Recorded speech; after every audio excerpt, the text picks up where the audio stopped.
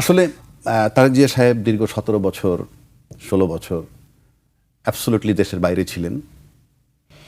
এক telephonic contact, social মিডিয়ার contact, virtual meeting এছাড়া কোনো ফরমেশন, কোনো যোগাযোগের মাধ্যম তার জন্য ছিল না। ফিজিক্যালি গিয়ে দেখা করা they are very few in number. মানে এত বড় একটা দলের হার্ডলি আমার কাছে মনে হয় ঢাকা থেকে গিয়ে দেখা করা, আমি 17 বছরে কয়জন করছে আমি ঠিক জানি না, 2,500,000 করতে পারে, সেটিও কম, সীমিত। সেটিও সীমিত। আর দ্বিতীয় কথা হচ্ছে যে আমরা আমাদের ঘরে থেকে আমাদের ঘরটা ঠিক রাখতে পারি না। সুতরাং আপনি কেউ যদি বলে যে 16 বছর বাইরে থেকে তার দল সম্পূর্ণ ঠিক আছে, আমি গ্রহণ করব না। যদি থাকতোই উনি না আসলেও পারতেন, আমি ওই অর্থে বলছি, না আসলেই পারতেন, ওইখানে বেশি ইলেকশন করেন না, হি হ্যাজ দ্য রাইট, কথার কথা বলছি। তো সেই জন্য সুতরাং তাকে আসতেই হবে ঘর গুছাইতে হইলে। আর ঘর গুছানোর প্রশ্ন মানি হলে কিছু ইনডিসিপ্লিন বিষয় এখানে আছে। আমরা ইতিমধ্যে দেখছি বিএনপির বিভিন্ন দায়িত্বশীল নেতার নানা রকম বক্তব্যে মনে হয় যে তাদের ভিতরে কিছুটা ফ্যাকশন আলাদা আলাদা আছে। সেটাকে একটা জায়গায় আনতে হলে অবশ্যই তাকে আসতে হবে। তার আসা উচিত ছিল বহু আগে। সেই বিতর্ক নমিনেশন এতদিন যাদের কিন্তু তার থেকে যে 10, 12, 25 জন মাইনাস হয়ে যাচ্ছে, তাদের মানসিক অবস্থাটা কি, তারা এটাকে কিভাবে নিবে? ওখানে তৃতীয় ব্যক্তি যদি আসে অন্য দলের, সেটাকে কিভাবে? রাজনৈতিক চ্যালেঞ্জ আসলে এটা তো নিজের দলের চ্যালেঞ্জ বলছি। এইবার আসেন, ওনার চ্যালেঞ্জ দুই ধরনের, before election and after election. Before ইলেকশনের একটা বললাম তার দলীয়, দ্বিতীয়টা আসেন আপনাকে বিফোর ইলেকশন কি বলতে হবে? প্রতিশ্রুতি দিবেন 15 বছরের যন্ত্রণার পর কি বার্তা আপনি দিবেন এসে দেশবাসীকে, যে আমরা তোমার 15 বছরের যে ব্যথা যন্ত্রণা লাঘব করব। কি? আয়নাগর হবে না, চ্যালেঞ্জ করতে হবে। বিনা বিচারে হত্যা হবে না, চ্যালেঞ্জ করতে হবে। সংস্কার যেগুলো করা হচ্ছে সেগুলো আপনি করেন না। ইলেকশন আপনি তো কি বলছেন, গণভোট যদি হাও হয় পার্লামেন্টের অ্যাপ্রুভাল লাগবে। কথাটা বোঝার চেষ্টা করেন। No guarantee at all. আমি ওই বিষয়ে আলাপই করতে চাই না। যেটা বলতেছিলাম, তাহলে আপনি এই আমাদের তারেক রহমান সাহেব এসে এই বিষয়গুলো ওনাকে ফেস করতে হবে। জনগণকে কি প্রতিশ্রুতি দিবেন এবং সেটা এটা দিতে হবে ইলেকশনের আগে। কর্মসংস্থানের কথা বলছেন, এগুলো কিন্তু ক্ষমতায় যাওয়ার পর আবার এক্সিকিউট করতে হবে। দেশ এখন সেখানে নাই, আপনি বললেই হবে না। আরেকটা বিষয় আপনাকে বলতে হবে, সেটা হলো কি হবে আপনার ফরেন পলিসি, ক্লিয়ার করতে হবে। আমি লিখে দিচ্ছি, আপনাকে ক্লিয়ার করতে হবে। কারণ বাংলাদেশে ইতিমধ্যে হাসিনা আইডেন্টিফাইড, শেখ হাসিনা উনি কোন বলয়ের, ইউনূস সাহেব আইডেন্টিফাইড উনি কোন বলয়ের। জি, আপনাকে ক্লিয়ার করতে হবে। এই ক্লিয়ার করতে গিয়ে একটা জিনিস আমার খুবই বেদনাদায়ক। আমি এই দলের দায়িত্বশীল লোকের কথা জন্য বলছি। আমরা দেখলাম আনন্দবাজার পত্রিকা একটা শিরোনাম আসছে, শিরোনামটা পড়লি এনাফ, যে কি পরিমাণ আমাকে আন্ডারমাইন করুক বা স্যাটায়ার করুক। লিখছেন খালেদা পুত্রের সম্বল, দিল্লির বন্ধুত্ব ও মুক্তিযুদ্ধ। তার মানে মুক্তিযুদ্ধ হাতিয়ারটা ব্যবহার করতে হবে, দিল্লির বন্ধুত্ব এনশিওর করতে হবে। কে করবে? খালেদা পুত্র। কেন খালেদা পুত্র নয়?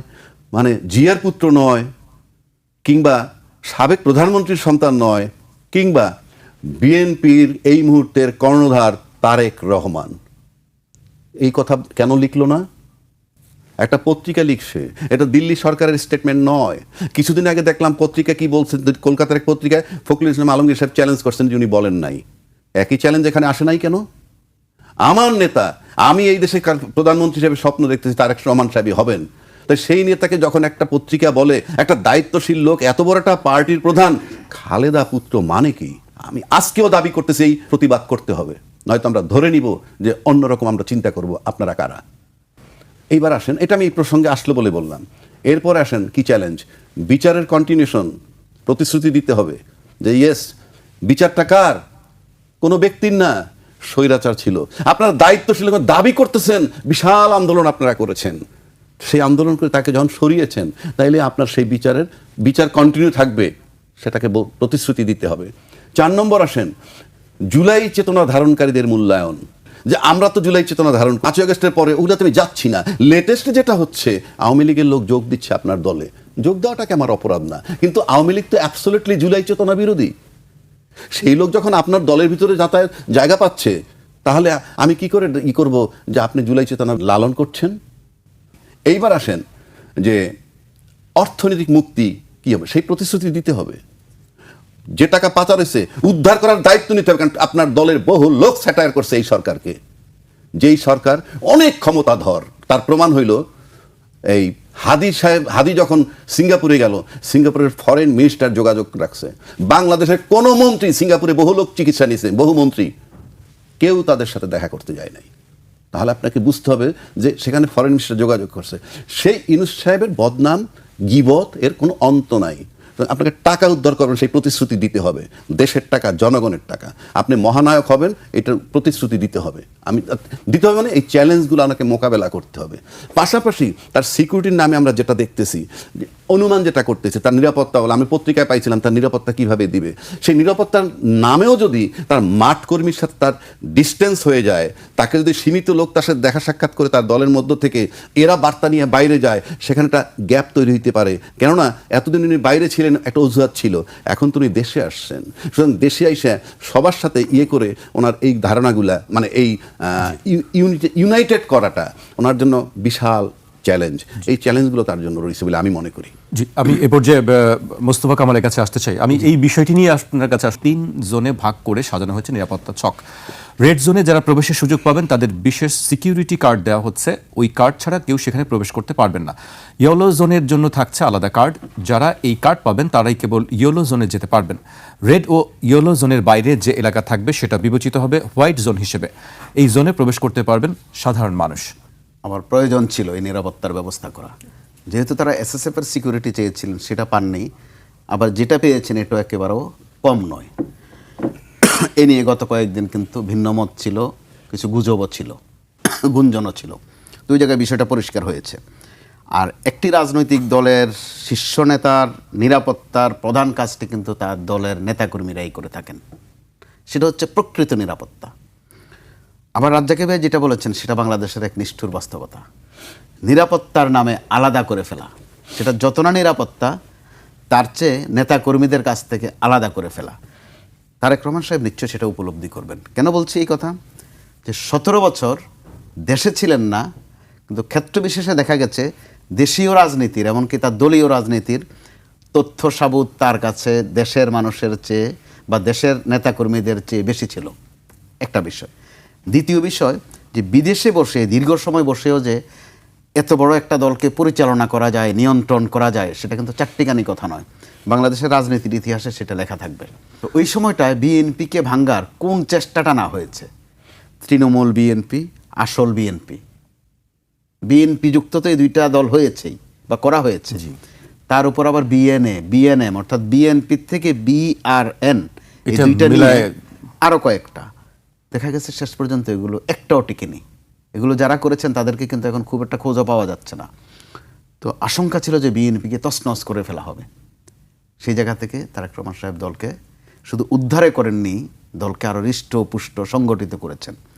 বিশেষ করে গত কয়েক মাসে যারাই কথা শোনেনি হয়তো চট্টগ্রাম, ঢাকায় এই তথ্যটা আসতে না আসতে বাস্তবে দেখা গেল ওই তথ্যটা লন্ডনও পৌঁছে গেছে। এবং ব্যবস্থা নিতে বহিষ্কার অথবা পদাবনতি সময় লাগেনি। কিন্তু এগুলো কিন্তু এক একটা দৃষ্টান্ত যে বাংলাদেশের রাজনীতি বাইরে থেকেও নিয়ন্ত্রণ করা যায়, পরিচালনা করা যায়। বিশ্বের বিভিন্ন দেশে এই দৃষ্টান্ত আছে। ওই জায়গায় তারেক রহমান সাহেব আরেকটা যেটা করেছেন, নিরাপত্তার প্রশ্নে একটু বলতে হয় বা হাইপ তোলার প্রশ্নে বলতে হয়, তিনি তার দলের নেতা কর্মীদেরকে গত কয়েকদিন ধরে কয়েকটা সতর্কতা দিচ্ছেন যে তাকে যেন জননেতা বলা না হয়, তাকে যেন আগামী দিনের রাষ্ট্রনায়ক বলা না হয়, অর্থাৎ তার বন্দনা যেন করা না হয়। তো তিনি যখন এতগুলো পর্ব উতরাতে পেরেছেন, আশা করা যায় যে দেশে পৌঁছার পরও কোন বার্তাটা দিতে হবে সেটাও তিনি যথার্থই বুঝেছেন, জি, এবং সেটা তিনি করবেনও। জি, আমাকে একটু বিরতিতে যেতে হচ্ছে এই পর্যায়ে। দর্শক, একটি বিরতি নিচ্ছে, ফিরছি এখনই।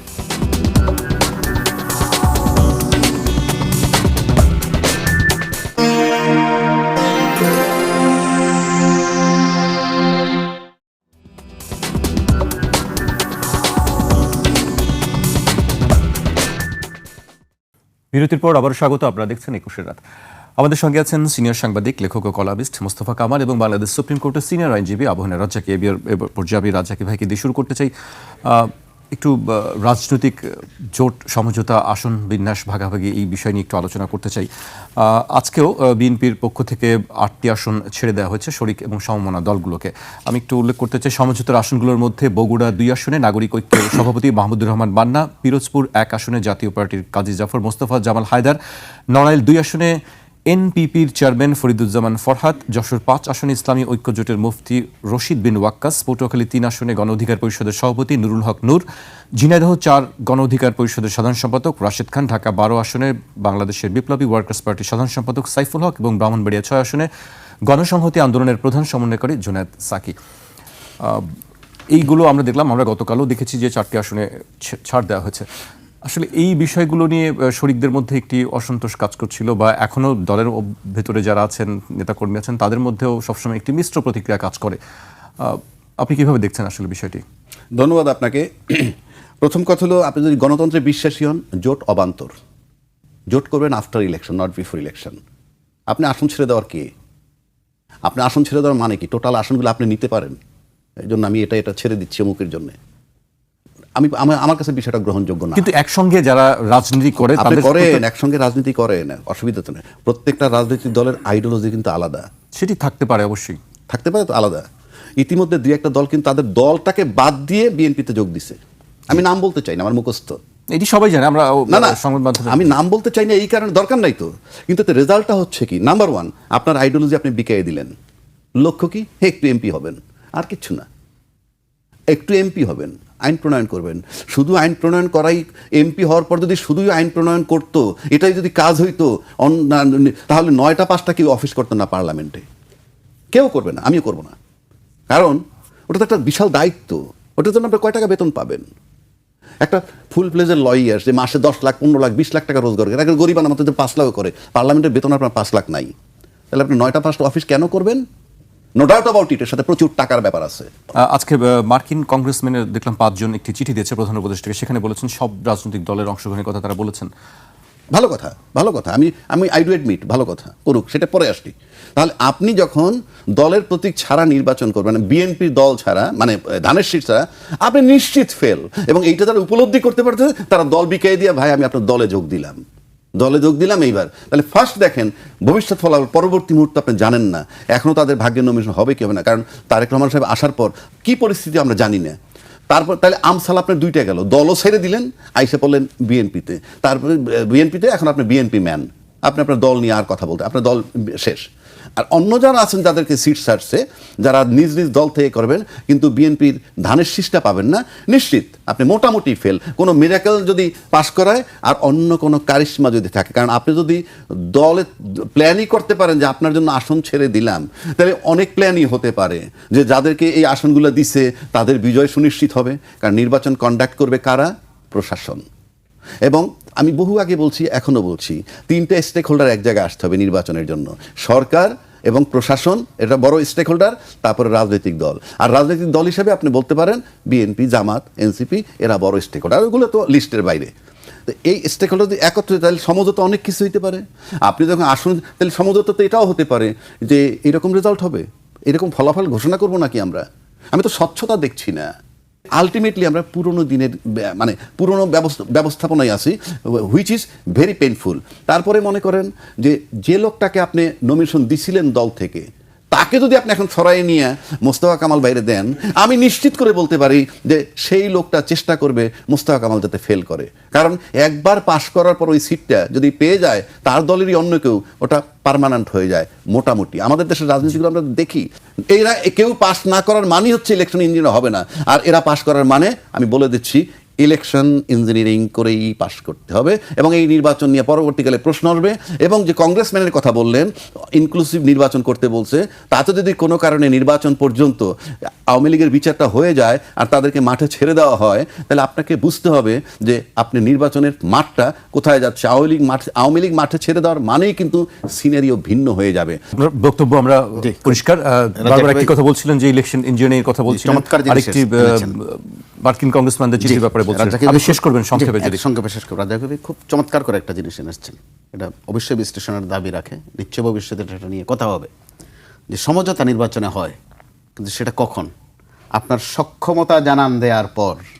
কোনো সক্ষম লোকের সাথে যদি আমার, সক্ষম বলতে পার্লামেন্টের কাজকর্মে, সংসদীয় কাজকর্মে দক্ষ লোকের সাথে যখন সমঝোতাটা হতো, তখন এটার একটা বুঝ ছিল যে সংসদীয় রাজনীতিকে আরও হেলদি করার একটা বুদ্ধি আছে এখানে আরেকটা বিষয় তো আছে। একটা সময় কথা ছিল যে মার্কা কি বলে, যে তাল গাছ বা কলা গাছ, এটা বোঝানো হতো যে জনপ্রিয়তার প্রশ্নে, যে তাল গাছ বা কলা গাছ মার্কা থাকলেও পাশ করা যায়, যদিও বাস্তবে এই মার্কা দুইটা নাই। আরেকটা বিষয়, তো আমরা কত কথা বলি নানান কিছু নিয়ে, এই কয়েকদিনে কোনো দল থেকে একটা কথা কিন্তু আসেনি, যে বারবার বলছেন পার্লামেন্ট অথবা সংসদ, ওখানে কাজটা কি? আইন তৈরি করা, অথবা আইন সংস্কার করা, অথবা আইন সময় উপযোগী করা। আমরা এই 24-এর বিপ্লবের পরও কিন্তু এই নিয়ে কথা শুনিনি, অনেক কিছু নিয়ে কথা শুনেছি। পার্লামেন্টের রাজ্জাকি ভাই যেটা ইঙ্গিত করেছেন যে ঘন্টার পর ঘন্টা ওনারা কি আইন নিয়ে কাজ করেন? ম্যাক্সিমাম কিন্তু কাজ করেন রড সিমেন্ট নিয়ে, ইট সুরকি নিয়ে, অর্থাৎ কন্ট্রাক্টরে। আরে পার্লামেন্টে কেন্দ্রে গিয়ে দেন কি চোরা কারবারি নিয়ে পর্যন্ত করেন, যেটা আমাদের কাছে একদম প্রমাণিত। আমাদের মাননীয় সাহেব লাশ পড়ে গেছে চোরা কারবারি করতে গিয়ে ভারতে, আমাদের মাননীয় গ্রেপ্তার হয়েছেন কুয়েতে মানব পাচার করতে গিয়ে। তো ওই জায়গাটা থেকে কিন্তু আমরা একটা উদ্ধার পেতে পারতাম এবার, যে সংসদটাকে গুণে মানে সমৃদ্ধ করতে, যে সংসদ বোঝে, একটু একটু হইলেও আইন বোঝে, এইসব লোকদেরকে সংসদে নিলে অন্তত সংসদের নামে এই যে বাণিজ্য করা, কন্ট্রাক্টারি করা, ঠিকাদারি করা, যে ওই রাস্তাটা একটু একটু বন্ধ হতে পারতো। পুরো বন্ধ করা যাবে না, কিন্তু অন্তত রাষ্ট্রে না যাবে। মোস্তফা কামাল ভাই, ইলেকশন ইঞ্জিনিয়ারিং এবং ইনক্লুসিভ ব্যাপারে আসি, আমরা শেষ করব একেবারে। ইনক্লুসিভ কথাটার অর্থ ইদানিং আমরা যেভাবে তর্জমা করছি, আগে সেটার বেশি বেশি করে বলতাম পার্টিসিপেটরি, ইদানিং বলছি ইনক্লুসিভ। ইনক্লুসিভ অর্থ বাংলা তর্জমা করছি যে আওয়ামী লীগ সহ যেটা হবে ওইটার নাম ইনক্লুসিভ। সব দল নিয়ে না, এটার একদম মেনশন করে ফেলা এখন হয়। মিনিং হলো একদম আওয়ামী লীগ বলে যে আওয়ামী লীগকে সহ নিলে ওইটা ইনক্লুসিভ। তো এগুলোর মধ্যে উদ্দেশ্য আছে। তো যেহেতু আমরাও রাজনীতি করি না, আমরা তিনজনে এখানে কেউ রাজনীতি করি না, সেটা রাজনীতিবিদরা চিন্তা বুঝবেন, চিন্তা করুক, ভুল হলে ভুগবেন, আবার নিজেরাও যদি কখনো এই ধরনের ভুলে পড়েন হয়তো নিজেরা আবার। কিন্তু যুক্তরাষ্ট্রের অবস্থান কি? হঠাৎ করে যুক্তরাষ্ট্র তাদের ওই তাগিদ দেওয়া অবশ্যই সঠিক, অবশ্যই কেন সঠিক। তারা রাজনীতি, বিশেষ করে গণতন্ত্রায়নে, যদিও তারা বলেছে যে দেশে দেশে গণতন্ত্রের প্রশ্নে তারা এ নিয়ে আর মাথা ঘামাবে না, কোন দেশে কে ক্ষমতায় আসবে এ নিয়ে মাথা ঘামাবে না, কিন্তু যখন এটা যোগ হয়ে গেল যে তারাও আমাদেরকে একটা তাগিদ দিচ্ছেন, বোঝা গেল যে তাদের আগের অবস্থানে তারা নেই। আসলে তারা বাংলাদেশ সহ বিভিন্ন দেশের গণতন্ত্রায়নে এখনো শরিকানা চান অথবা ভূমিকা রাখেন। জি, আবহাওয়া রাজ্জাকি ভাই শেষ করতে চাচ্ছি। আপনি একটা জিনিস আমি বলি, যে আপনি বললেন যে ইউএস হঠাৎ করে যে বিষয়টা আমরা আজকেই দেখলাম এই চিঠিটি। হ্যাঁ, তো এই চিঠি যৌক্তিক, এবং আপনি যদি ইনক্লুসিভ, এতে তো ভাই আপত্তি থাকার কথা না, আমাদের কেন থাকবে? কিন্তু প্রশ্ন হচ্ছে যে এই সরকার সিদ্ধান্ত নিয়েছিল বিচার পর্যন্ত আওয়ামী লীগের কার্যক্রম নিষিদ্ধ থাকবে।